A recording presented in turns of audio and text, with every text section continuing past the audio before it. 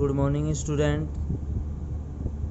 आज हमारी साइंस की क्लास का तीसरा दिन है, डे 3।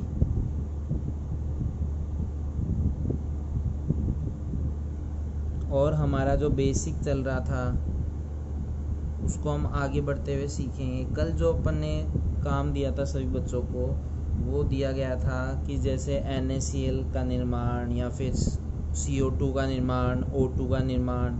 कहने का मतलब सिंपल सा ये है, अणुओं का बनना।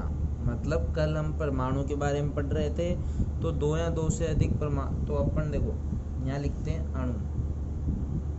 तो अणु क्या होता है? दो या दो से अधिक परमाणुओं से मिलकर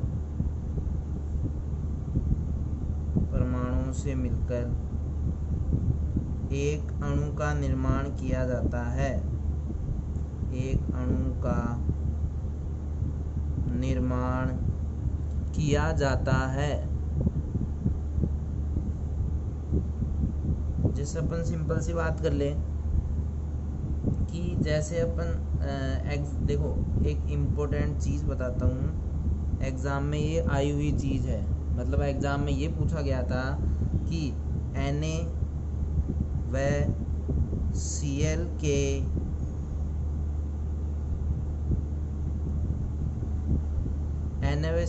के मध्य इलेक्ट्रॉनों के स्थानांतरण से NaCl का निर्माण समझाइए। ये अपने एग्जाम में क्वेश्चन आ चुका है, बोर्ड के एग्जाम में।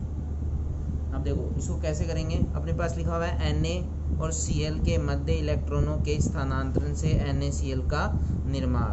ठीक है, तो अपन ने क्या कह दिया भाई, अपने पास दो चीज़ है, एक तो क्या है Na और एक क्या है Cl। ठीक है, अब देखो यहाँ पे मेरे पास लिखा हुआ है Na क्या होता है, अपन को पता है क्या होता है Na? सोडियम। क्या होता है बच्चों? सोडियम। और Cl क्या होता है? क्लोरीन। क्या होता है? क्लोरीन। तो सोडियम जो है वो अपन को पता है कि इसका जो परमाणु क्रमांक है वो कितना होता है। इसका परमाणु क्रमांक कितना होता है? सोडियम का परमाणु क्रमांक कितना होता है?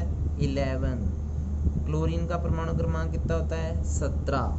ठीक है, अब इलेक्ट्रॉनों के स्थानांतरण के कारण का मतलब ये है कि कोई भी जैसे Na है, Cl है, तो क्या कर सकते हैं? Na Cl को दे सकता है, Cl Na को दे सकता है। मतलब इलेक्ट्रॉनों के स्थानांतरण के कारण हमें क्या बनाना है? NaCl बनाना है। क्या बनाना है? NaCl। तो देखिए Na का जैसे कल अपन ने पढ़ा था कि ये पहला कोश हो गया, ये दूसरा कोश हो गया, ये कौन सा कोश हो गया? तीसरा कोश हो गया। तो पहले कोश में अधिकतम कितने भर सकते हैं? 2। दूसरे में कितने भर सकते हैं? 8। तो टोटल कितने हो गए? 10 हो गए। अब एक बचा है, वो अपन ने यहाँ भर दिया। ठीक है, अब क्लोरीन है, क्लोरीन का जो पहला है उसमें 2 भर दिए, दूसरे में कितने भर दिए? 8 भर दिए, तीसरे में कितने भरेंगे अपन? 7 ही तो भरेंगे। लास्ट में अपने पास बचे कितने? 7 बचे। अब एक बात बताइए, ये जो सोडियम है इसको इलेक्ट्रॉनों का स्थायित्व करने के लिए, कहने का मतलब जो अष्टक पूर्ण करने के लिए, या तो कितना होना चाहिए? 0, या कितना होना चाहिए? 8। तो 0 करने के लिए क्या करेगा? ये 1 इलेक्ट्रॉन दे सकता है। ठीक है, अब ये तो दे सकता है, और जो क्लोरीन है उसके पास 7 इलेक्ट्रॉन है, तो इसको अपना स्थायित्व कंप्लीट करने के लिए 1 इलेक्ट्रॉन लेना है। तो कहने का मतलब है इन दोनों के आपस में अंडरस्टैंडिंग है, ये 1 इलेक्ट्रॉन दे रहा है, ये 1 इलेक्ट्रॉन ले रहा है। तो ये क्या करेगा?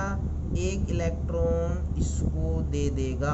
क्या कर देगा? 1 इलेक्ट्रॉन इसको दे देगा। मतलब इलेक्ट्रॉनों का क्या हो गया? स्थानांतरण हो गया। क्या हो गया? स्थानांतरण हो गया। अब आपको ये दिख रहा है कि इलेक्ट्रॉनों का स्थानांतरण हो गया, तो यहाँ पे पहली चीज़ तो क्या नज़र आई कि जो Na है उसने क्या किया है? 1 इलेक्ट्रॉन दिया है। क्या किया है? 1 इलेक्ट्रॉन दिया है। और और दूसरी चीज़ क्या निकल के आई है कि जो Cl है वो क्लोरीन जो है उसने एक इलेक्ट्रॉन क्या किया है, लिया है। ठीक है, एक इलेक्ट्रॉन क्या किया है, लिया है। तो अब अपन क्या करेंगे, देखिए एक इलेक्ट्रॉन उसने लिया है तो अपन क्या बोलेंगे भाई, Na है।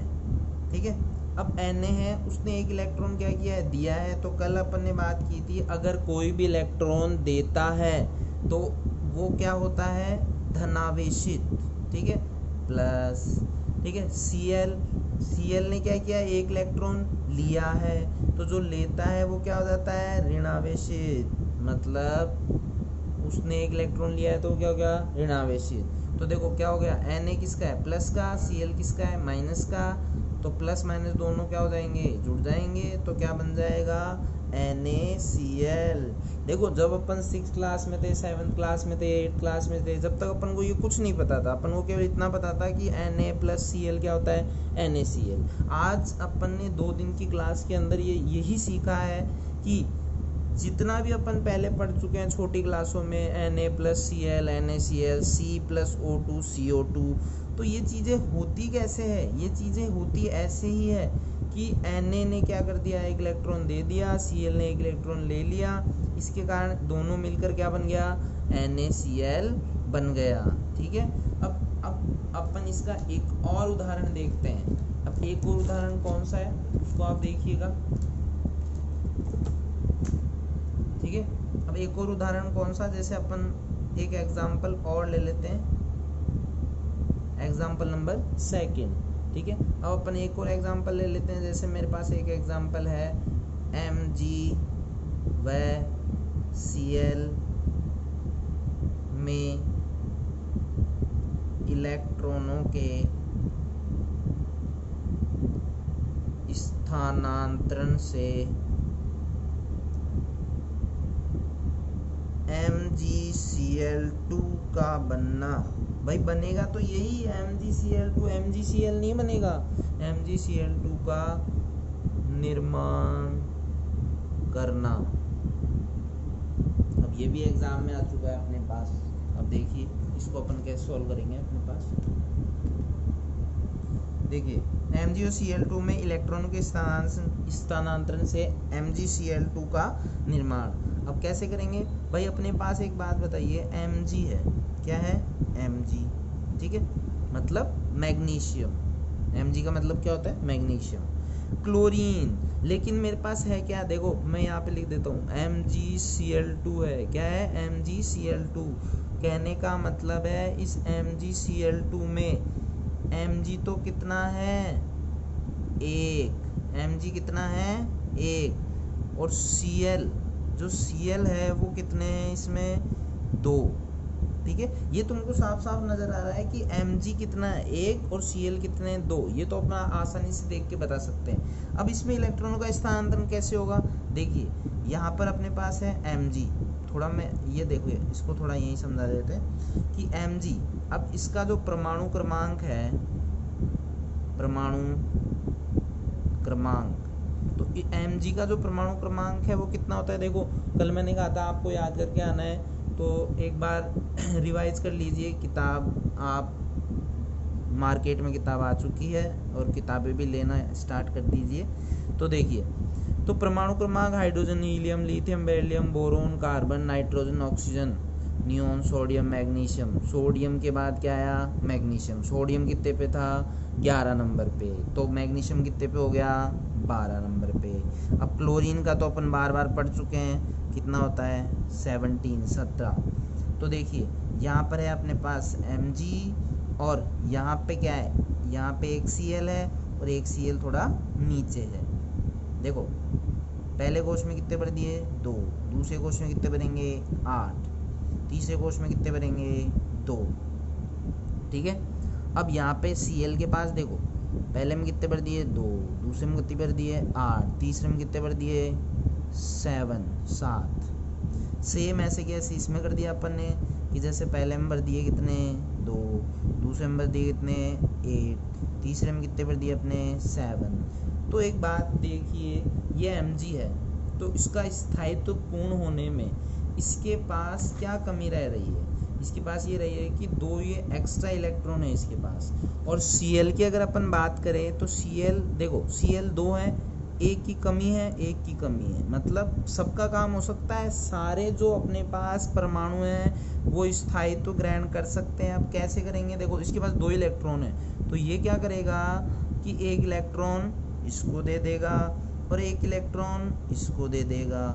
देखो इसको अपन एक सिंपल से उदाहरण से समझ सकते हैं। जैसे अपने पास 2 दोस्त है, अब अपने पास क्या है, 1000 रुपये अपने पास, ठीक है।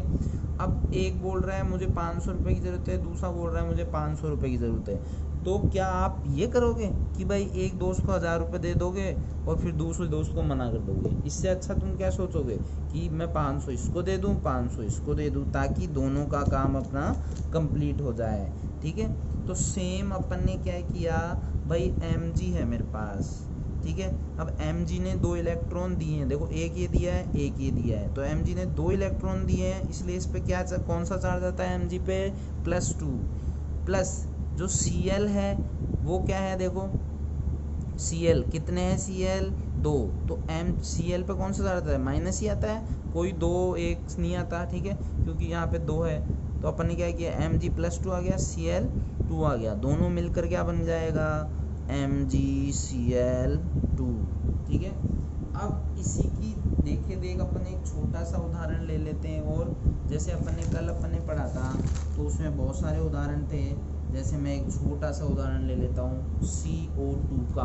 किसका, CO2 का। देखो अनदर एग्जाम्पल नंबर 3। देखो एक है कार्बन, ठीक है, जैसे अपन ने यहाँ बोला CO2, ठीक है।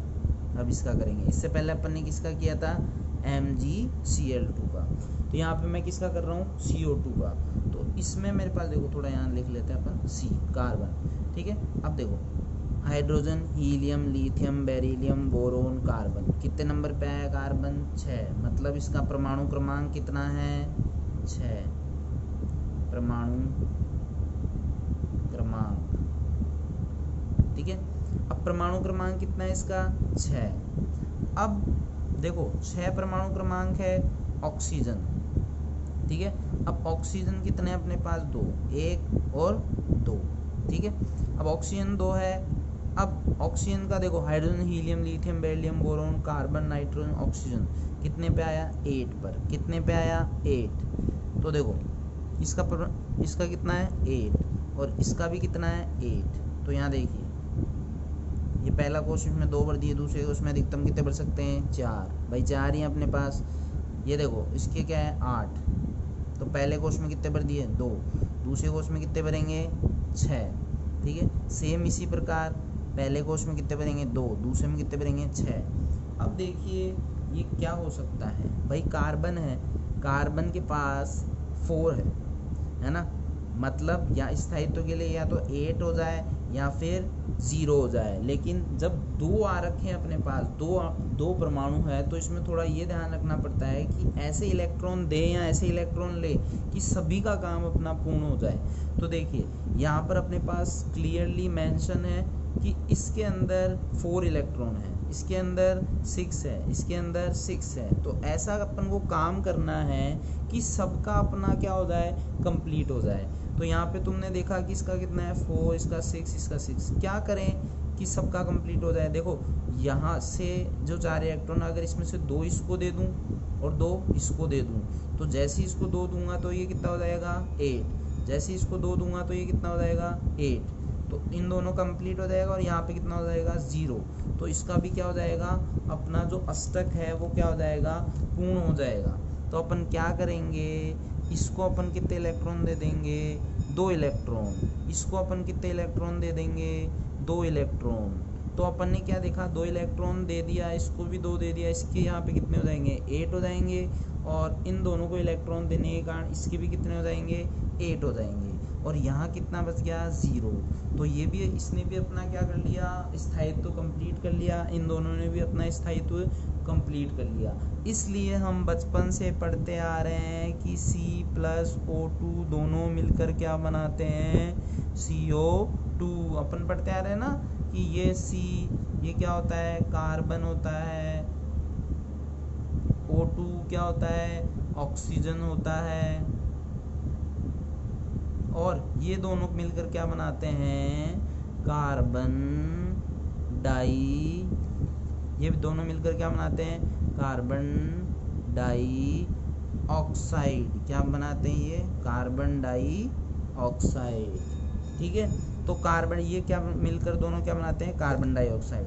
तो इसी प्रकार क्या होता है, अणुओं का निर्माण होता है, बहुत सारे अणुओं का निर्माण होता है, जैसे O2 हो गया, ठीक है, अब MgCl2 हो गया, NaCl हो गया। तो हमने क्या किया, आज क्या सीखा कि जो अणु है वो कैसे दो या दो से अधिक अणु मिलकर परमाणु, जब दो या दो से अधिक परमाणु मिलकर किसका निर्माण करते हैं, अणु का निर्माण करते हैं, ये अपन ने आज सीखा है। और आज की इतनी क्लास है, कल अपन ये सीखेंगे कि हाँ, कल हम डॉट स्ट्रक्चर सीखेंगे। डॉट स्ट्रक्चर का मतलब है बिंदु संरचना, जो 10th क्लास के बच्चों ने 9th क्लास में भी पढ़ चुके हैं, बार बार पढ़ चुके हैं। तो मैं नहीं समझता कि कल के टॉपिक में किसी को दिक्कत आने वाली है, तो थोड़ा पढ़ कर आएँ, सभी किताबें ले लीजिए, ताकि आगे आने वाले समय पर, जैसे अभी 2-3 दिन में अपन मंडे से क्या करेंगे, अपन एक न्यू चैप्टर स्टार्ट करेंगे। जब न्यू चैप्टर स्टार्ट करेंगे तो आराम से संडे तक बच्चे क्या करेंगे, अपनी जितनी भी जो किताबें हैं, चाहे वो मैथ की हो, साइंस की हो, तो वो एडजस्ट करके या फिर ख़रीद के जल्दी से जल्दी किताबें ले आएँ, ताकि अपन मंडे से क्या करेंगे, प्रॉपर जो एक क्लास है, प्रॉपर क्लास का मतलब है ये तो थोड़ा बेसिक हो गया, फिर अपन एक न्यू चैप्टर लेकर और उसको पढ़ना स्टार्ट करेंगे। ठीक है, थैंक यू।